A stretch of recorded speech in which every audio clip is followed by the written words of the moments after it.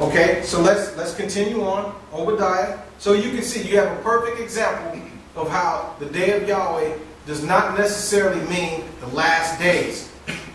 All right, let's pick back up in Obadiah, verse 16. Verse 16.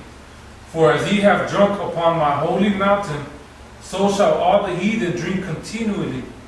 Yea, they shall drink, and they shall swallow down, and they shall be as though they had not been. Now, what does that mean? You probably think that this is another last days prophecy. But let's define the word drink so you can understand what was going on. It's not just about being there drinking on his holy mountain. All right, give me a definition for that. Drink in the Strong's word 8354. It means to imbibe. Imbibe in the Webster's dictionary means to drink in, to absorb, as a dry or porous body imbibes a fluid. A sponge imbibes moisture. So basically, you can see that the Edomites and the heathen were sponging off of Israel. We're going to show you how there were Edomites in the land and also strangers or heathen up in the land sponging off of our inheritance. Okay? Read on. Verse 17. But upon Mount Zion shall be deliverance, and there shall be holiness, and the house of Jacob shall possess their possessions. Verse 18. And the house of Jacob shall be a fire, and the house of Joseph a flame, and the house of Esau for stubble. And they shall kindle in them and devour them, and there shall not be any remaining of the house of Esau, for Yahweh has spoken it. Now, here's another one where you think that it says the house of Jacob and the house of Joseph, and you're thinking, oh, the northern kingdom or the northern tribes are coming back, and then we're all gonna kill everybody in the house of Esau. Yeah. But that's not what's going on here. Let's explain this. Let's go back to verse 17 and break this down.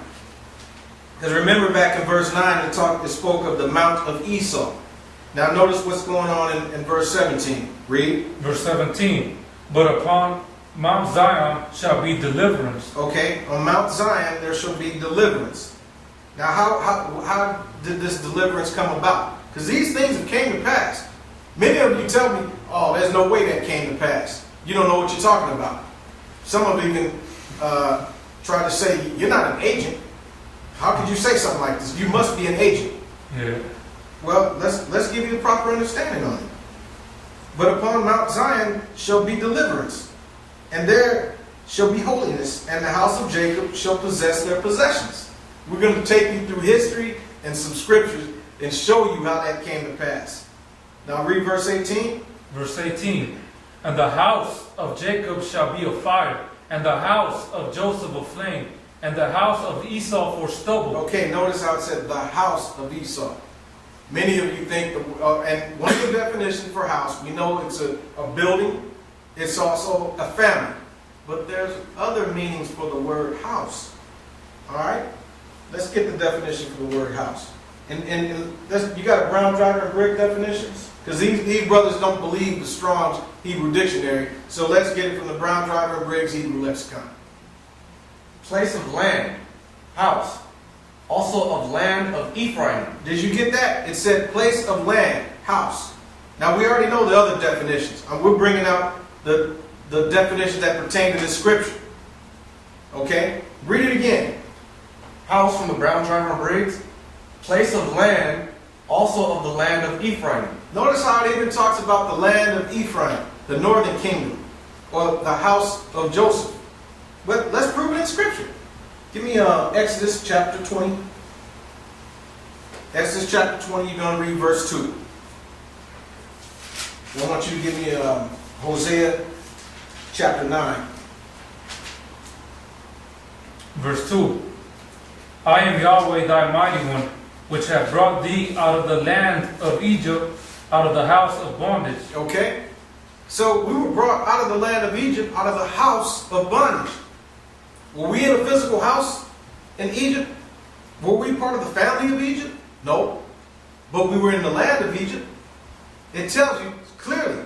So you can see how the word house also means land. But we're gonna provide another witness on that. Hosea chapter 9, verses 15 through 17. Go ahead. All their wickedness is in Gilgal, for there I hated them for the wickedness of their doings. I will drive them out of my house. I will love them no more. All their princes are revolters. So he said right there, he's going to drive them out of his house. This is talking about the northern kingdom. Did he mean he's going to drive them out of the temple? That's not what he was saying. Read it again. Start at verse 15. All their wickedness is in Gilgal. What's Gilgal? Let's get a definition on that. Gilgal, from Brown Driver and Briggs. Dwelling place of prophets in northern Israel. In northern Israel. In the land of the northern kingdom. Read on. All their wickedness is in Gilgal, for there I hated them for the wickedness of their doings. I will drive them out of mine house. I will love them no more. All their princes are revolters. Ephraim is smitten, their root is dried up. They shall bear no fruit. Yea, though they bring forth, yet will I slay even the beloved fruit of their womb. My mighty one will cast them away, because they did not hearken unto him, and they shall be wanderers among the nations. Okay, and that's what the northern kingdom's going through right now. Wanderers among the nations. And we know where many of them are at. We all know this. Okay, but you can clearly see how the Most High said he's going to drive them from his house. Meaning from the land, from the northern land of Israel. From the land of Ephraim, from Gilgal. So let's go back to Obadiah. We have the understanding on house. I just want you to read verse 18 again. Verse 18. And the house of Jacob shall be a fire, and the house of Joseph a flame. So the house of Joseph a flame. And that word flame really means a weapon, like a tip of a weapon or a spearhead. But it also says the house of Jacob shall be a fire. Read on. And the house of Esau for stubble, and they shall kindle in them and devour them, and there shall not be any remaining of the house of Esau, for Yahweh has spoken it. Okay, so the house of Joseph, or the territory of Joseph, the northern kingdom, shall be a flame. The territory of the southern kingdom, referred to here as the house of Jacob, shall be a fire. And then the house, or the territory of Esau, shall be for stubble. And it says they're going to kindle in them and devour them. How do they devour the house of Esau, the land of Esau? We're going to find out all of this. Okay? Why don't you read verse 18 one more time? Go ahead. Verse 18. And the house of Jacob shall be a fire, and the house of Joseph a flame, and the house of Esau for stubble, and they shall kindle in them and devour them, and there shall not be any remaining of the house of Esau, for Yahweh has spoken it. And we're going to find out why there were not any remaining of the house of Esau. Give me that passage from the Septuagint. Just to help you out there understand this more, we're going to read it from the Septuagint version. There's a little more clarity coming from the Septuagint. Go ahead.